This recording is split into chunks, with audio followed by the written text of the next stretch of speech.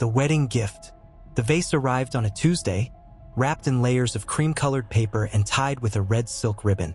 Lorna traced her finger along the delicate blue and white porcelain, admiring the intricate patterns of sampaguita flowers that wound their way up its considerable height. At nearly 6 feet tall, it dominated the entryway of their new home in Quezon City. "Who did you say this was from again?" Patrick called from the kitchen, where he was sorting through their other wedding presents. "There wasn't a card," Lorna replied, tilting her head to study the craftsmanship. "Just a note saying it's an antique from Manila. Must be from one of your relatives from Batangas." Patrick appeared beside her, wiping his hands on a dish towel. "Not that I know of. Mom would have mentioned something this substantial." He rapped his knuckles gently against the ceramic surface. The sound that echoed back was deeper than expected, hollow and resonant like a church bell. That night, Lorna dreamed of a woman in a traditional turno. She stood in their entryway, her back to Lorna, one hand resting on the vase's rim. Her hair was styled in perfect waves, typical of the 1940s. When she turned, Lorna saw that her face was gaunt, cheekbones sharp enough to cast shadows, and her eyes held an emptiness that made Lorna's chest tighten. Lorna woke with a start, her nightgown damp with sweat. Beside her, Patrick slept soundly, but something pulled her from the warmth of their bed. The hardwood floors were cold beneath her feet as she padded to the entryway. The vase stood silent in the moonlight. Lorna could have sworn she saw movement reflected in its glossy surface, like ripples in a pond. Over the next days, strange things began to happen. Food disappeared from their kitchen overnight, not just leftovers, but raw ingredients. Uncooked rice, dried mango beans, fresh mangoes. The house felt colder, especially near the vase, and their electricity bill skyrocketed despite the mild weather. Lorna started finding white rice scattered across the floor every morning, forming patterns that looked almost like Bebean characters. But when she tried to photograph them, her phone camera would blur or shut down. A week after the vase's arrival, their elderly neighbor Aling Nina came over to welcome them to the neighborhood. The moment she stepped into the entryway, her warm smile vanished. "Susmeriosep," she whispered, making the sign of the cross. "Saan nayo nakuha ito? Where did you get this?" Lorna explained about the anonymous wedding gift. Aling Nina's face grew grave. "This is very old," she said, her voice trembling. "From the wartime, Japanese occupation." She wouldn't step any closer to it, keeping her body angled away. There were many stories, terrible stories. Young women who disappeared. Some say the soldiers would. She stopped, pressing her lips together and clutching her rosary. That night, Lorna dreamed again of the woman in the turno. This time, she was crying, tears falling like pearls onto the floor. She opened her mouth to speak, and water poured out, along with grains of rice. Behind her, the vase seemed to pulse with a dark energy. Lorna began researching. She learned about multo, spirits of those who died violent deaths, trapped between worlds. She read about the Japanese occupation of the Philippines, about the atrocities committed, about young women who vanished without a trace. The dreams intensified. The woman tried to speak, but could only produce the sound of water and choking. Lorna would wake up tasting rice and salt water. Patrick thought she was being paranoid until the night they both heard it. A soft sobbing coming from the entryway, followed by the distinct sound of someone eating, desperate and animal-like. When they investigated, they found nothing but scattered grains of rice and puddles of water that seemed to evaporate as they watched. Finally, after another vision of the woman, Lorna understood. The ghost was trying to tell her story. She had been a young teacher in Manila, 1944. Japanese soldiers had taken her from her classroom. When she resisted, they forced her into a large porcelain vase, not unlike the one in their entryway, and left her there. No one heard her screams. No one came to help. "We have to help her," Lorna told Patrick. "She's trapped. She's been trapped for so long." Aling Nina helped them find an albulario in Quiapo. The old healer listened to their story without surprise, nodding slowly. She explained that restless spirits could be appeased, their souls guided to rest through proper rituals and prayers. They brought the vase to the albulario's house on the night of the full moon. She prepared an altar with candles, food offerings, and prayers to Santo Niño. As she chanted ancient orations, Lorna saw the woman one last time, standing beside the vase, her form more solid than in any dream. The ghost bowed deeply to Lorna, her face peaceful now. When she straightened, her cheekbones were no longer sharp with hunger, and her eyes held warmth instead of emptiness. She smiled, touching her hand to her heart, then to her lips, a gesture of gratitude for being heard, for being remembered. The albulario's chanting reached a crescendo. The woman's form began to fade, not into darkness but into light. The vase cracked with a sound like distant thunder, a clean break from rim to base. Inside, they found a single mother-of-pearl hair clip, tarnished with age, and a scrap of cream-colored fabric. Nina helped them research historical records. They eventually found her name, Maria Clara Santos, age 23, listed among the missing persons from 1944. They had her name added to the memorial wall at the Shrine of Freedom in Pinaglabanan. But their peace was short-lived. 3 months later, Lorna woke in the middle of the night to find Patrick's side of the bed empty. Following the sound of whispers, she made her way to their storage room where they'd kept the broken vase, planning to donate it to a war museum.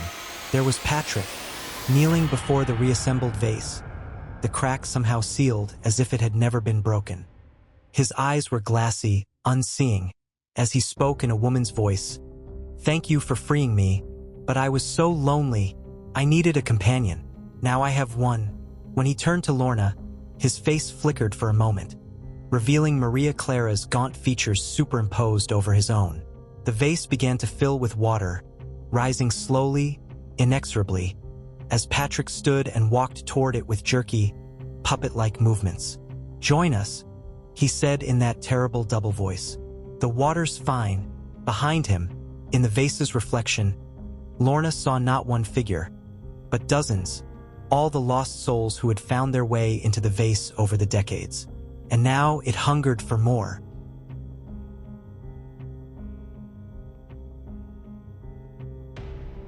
The wedding vow. A few years back, I married the love of my life, John. I still remembered his wedding vows where he looked forward to our future. He wanted the white picket fence with a bunch of little children running around, but we never had the chance. On September 26, 2015, John was almost hit by a drunk driver when he went to the grocery store to pick up some milk. I was the one who asked him to go. It just as easily could have been me. The guilt ate at me for those few years. I didn't know how to make it up to him, but then I remembered his vows yet again. "And I'll cherish you, Claudia. I'll give you the life that I never had growing up. You'll be the mother of my children. That empty space that was missing will finally be complete," he had said, gripping my hand tightly. But the thing was, I never wanted children. I obliged because I knew how much John did. I decided that the best way to memorialize him was to adopt a child that was in need. In the past, John spoke about how he suffered living in a group home until he was 18. His parents died at a very young age. In a sense, this child would be given the life that John never had. It took a few months for the paperwork to go through. I patiently waited for the call. Then one day, on a crisp autumn afternoon, my cell phone rang. "Miss Peril?" the woman asked. She had a thick German accent. "I am she," I said, breathing heavily.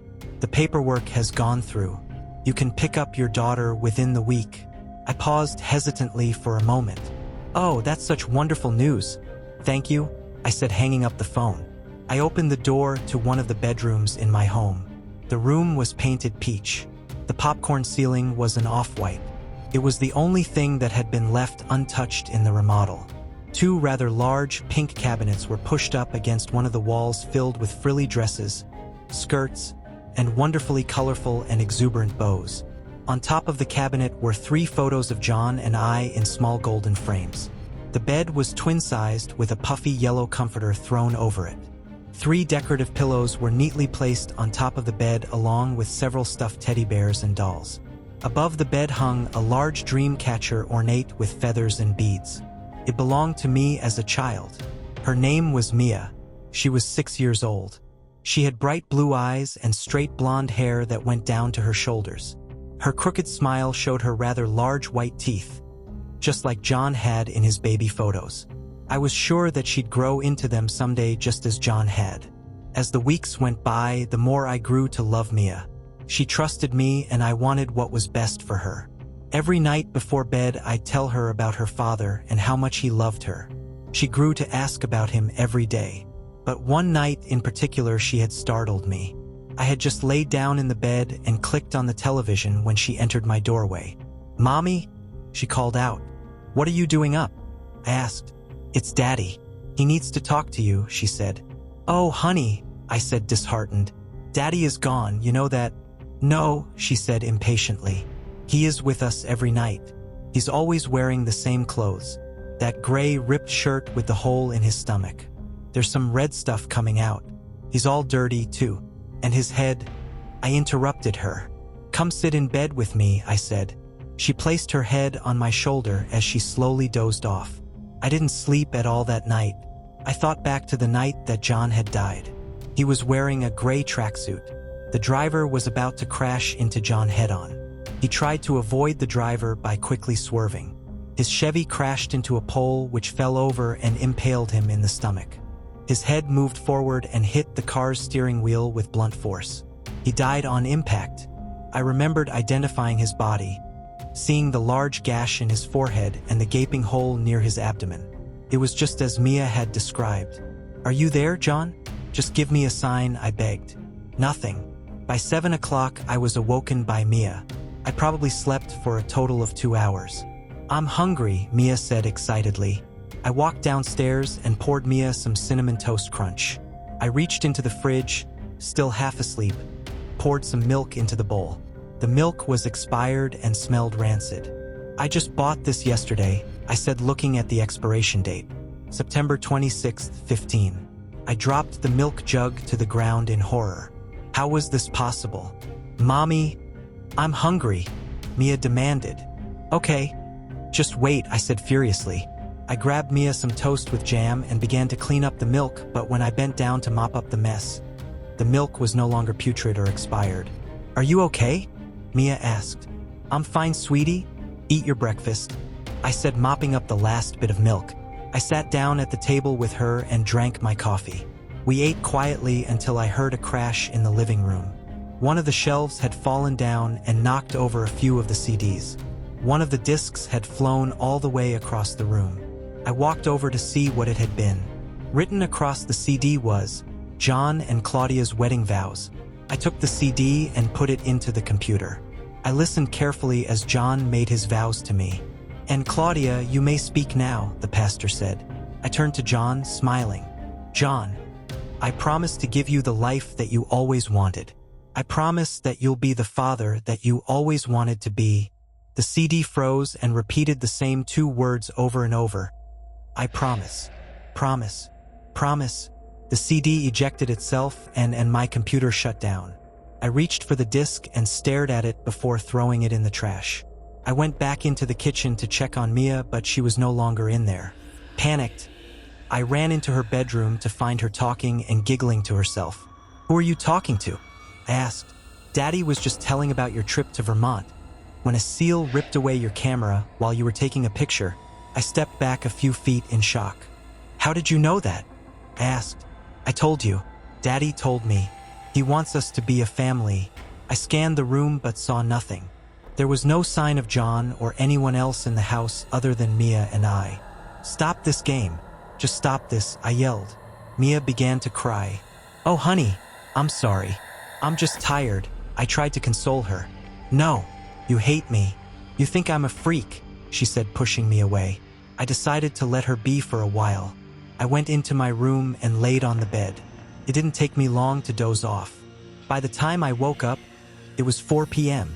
Mia had been sitting in her room with my wedding album. "What are you doing?" I asked. "I'm just looking," she said innocently. "Well, it's time for dinner," I say, going to the kitchen and getting out some leftovers. "Yum," Mia said, sitting down.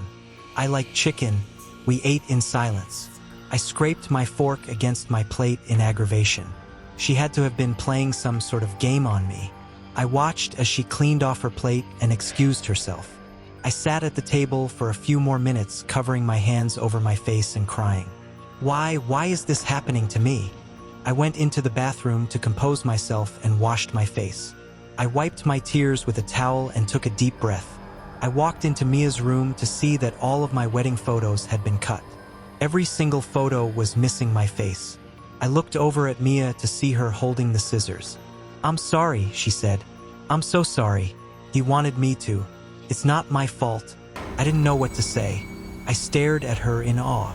I looked over at her cabinets, which were now plastered in lipstick. The word liar covered every inch of the beautiful pink oak. "Go to bed," I said helplessly. "But," she protested. I said go to bed. I yelled angrily. I slammed the door and paced around the house. Think, I said, hitting myself in the head. I opened the door to Mia's room to see her already asleep in her bed. Her room felt oddly cold and sent shivers down my spine. I was starting to feel strangely lightheaded. I closed my eyes for just a moment and opened them to see that everything was back to normal. The lipstick-smeared dressers were now clean. The cutouts from my wedding book had disappeared. I reached for the album to see that the photos were completely intact. I told myself that I was just having a mental breakdown. I told myself that this was going to stop eventually. I went into my bedroom and opened up my dresser. I looked at the pills that were nearly placed in the bottom drawer. The container was labeled Risperdal. I took one of the pills and examined the yellow capsules, rubbing them between my thumb and index finger. They were Mia's pills. The adoption agency had warned me that she needed to take her pills one a day. I had been giving them to her for weeks, but I was starting to think that maybe she wasn't crazy. Maybe I was the crazy one? I swallowed the pill and chugged a glass of water, rubbing the specks of water that dripped down my chin. I sat there watching Mia all night as she tossed and turned for hours. She seemed helpless and unhappy with me. Our once strong connection was fading away. I thought back again to our vows. I promise, I repeated. I never kept my promise to John. I wasn't able to give him a child. That's when I realized that John wasn't going to stop until he got what he wanted. I reached for one of the decorative pillows and placed it over Mia's face. Her arms flailed back and forth until she was motionless. "I'm going to report myself to the police. I just needed someone to understand. I needed someone to know why. I finally feel at peace."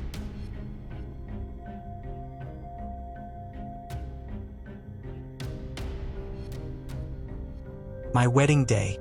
My mom and sister looked at me like I had just sprouted two heads when I broke the news to them, their mouths gaping wide open as if freely inviting flies to fly in and lay eggs within them. "Are you sure there's no mistake, honey?" Mom asked with gritted teeth and squinted eyes, her voice patronizing, talking to me like I was a clueless child. "Mistake? Cut me some slack, Mom." I rolled my eyes, to which my mom responded by simply raising her eyebrows, giving me an incredulous look. "Okay, listen, I know how I used to be in the past, but I've changed ever since I last saw you. I'm more mature now. Did you forget to take your meds, Beth?" My sister, Lisa, chirped. "Look," I couldn't help the outburst that followed. "For once in your lives, could you just stop acting like I'm crazy and at least support me as my family? Just this once. This isn't another one of my episodes. I'm not having some stupid delusion. I am getting married, whether you come or not." Maybe there was something about the concrete, matter-of-fact way I spoke that convinced my mom and sister that I was to be taken seriously.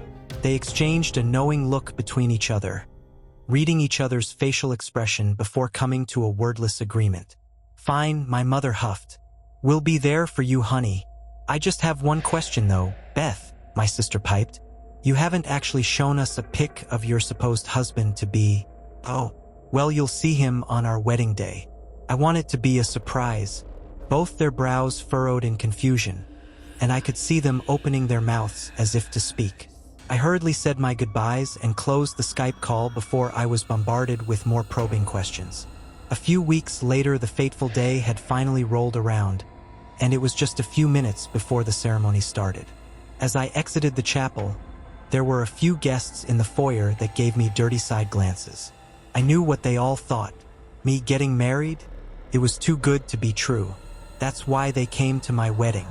Not because they liked me, but to confirm if it was really true that someone like me could get married. They'd heard the rumors about me being unstable and mental, relished in the gossip.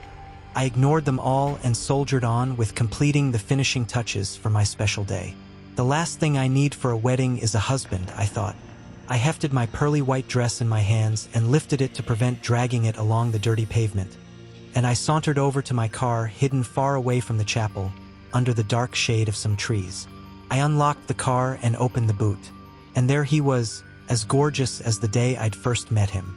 Jamie. He looked all spruced up and fancy in his white suit and polished brown leather shoes. I noted he was sweating profusely, and I regretted keeping him in the car boot for so long under the sweltering summer heat. He tried to speak, though his voice was muffled by the duct tape plastered over his mouth, and he squirmed about in his rope bondages to no avail. He'd been so well behaved for the time I'd kept him, so I really hope he doesn't act up on our wedding day.